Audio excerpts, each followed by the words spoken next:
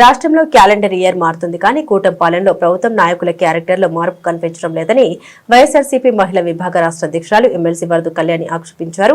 మహిళలకు 6 పథకాల ఆశ చూపి అధికారంలోకి వచ్చిన టీడీపీ కూటమి వాటిని అమలు చేయకపోగా వారికి ఆర్తనాదాలు, అఘాయిత్యాలు, అబద్దాల్ని మిగిల్చిందని ఆమె గుర్తు చేశారు. ఆ బాధితులకు వైఎస్ఆర్సీపీ ఎప్పుడూ అండగా నిలబడిందన్న వరదు కళ్యాణి కొత్త సంవత్సరంలో కూడా తమ పార్టీ మహిళలకు ఆ భరోసా ఇస్తుందని పార్టీ కేంద్ర కార్యాలయంలో మీడియా సమావేశంలో స్పష్టం చేశారు. ఎంత దారుణంగా మహిళల్ని వీళ్ళు మోసం చేశారు, మహిళలంటే ఎంత చులకన భావము మనం అర్థం చేసుకోవచ్చు. ఇంకా పండగ కానుకలు, పెళ్లి కానుకలని చాలా వీళ్ళు హామీలు ఇవ్వడం జరిగింది. సంక్రాంతికి, దసరాకి, రంజాన్ కి, అలాగే దీపావళికి, క్రిస్మస్ కి ఇస్తామని చెప్పారు. ఏడాది అంతా గడిచిపోయింది. కొత్త ఏడాదిలో సంక్రాంతి కూడా వచ్చేస్తూ ఉంది.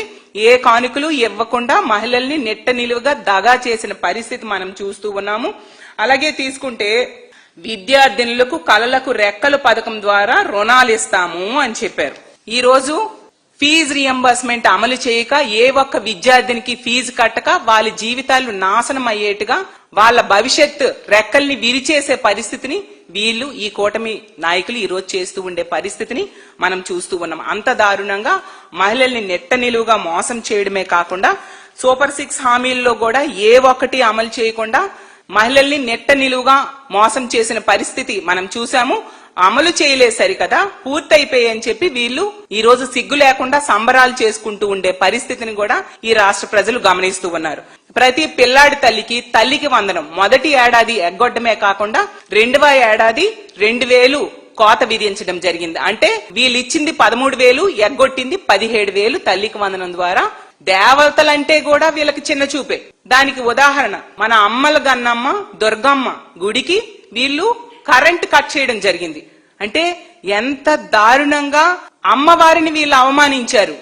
ఈ రాష్ట్రంలో ఉన్న ఏ మహిళలకు కూడా ఏమీ మేలు జరగలేదు గాని 3 మహిళలకు మాత్రం బాగా మేలు జరిగింది. ముగ్గురు మహిళలకు మాత్రం మేలు జరిగింది. వాళ్ళెవరు అంటే 3 మహిళా మంత్రులు, అనిత గారు, సవిత గారు, సంధ్యారాణి గారు. వీళ్ళకి ఇచ్చిన ఒకే శాఖ, పేరుకే 3 శాఖలు గాని వీళ్ళకు ఒక శాఖే ఇచ్చారు చంద్రబాబు నాయుడు గారు.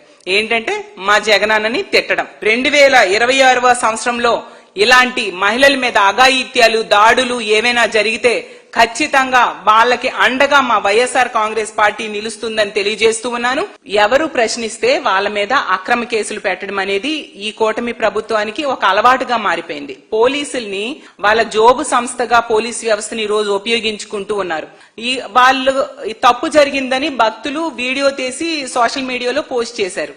అప్పుడు తప్పుని సరిదిద్దుకోవాల్సింది పోయి ఈ రోజు వాళ్ళ మీదే తిరిగి అక్రమ కేసులు పెట్టి బాధితులనే జైల్లో పెట్టడానికి వీళ్ళు ప్రయత్నిస్తూ ఉన్నారంటే ఎంత దారుణంగా వీళ్ళు దిగజారిపోయారు. రెడ్ బుక్ రాజ్యాంగం ఏ విధంగా అమలు చేస్తూ ఉన్నారు అనే దానికి ఉదాహరణగా వీళ్ళు నిలబడుతూ ఉన్నారు. This is anchor Ravi. Hi అండి, నేను మీ Jabardasth auto punch Ramprasad. Hi, it's me Madhavilatha. Hello అండి, నేను మీ సుడిగాలి సుధీర్. హాయ్ హలో, నేను Jabardasth Sri. Please subscribe to public talk TV. Please subscribe to public talk TV. Please subscribe to public talk TV. Please subscribe to Public Talk TV.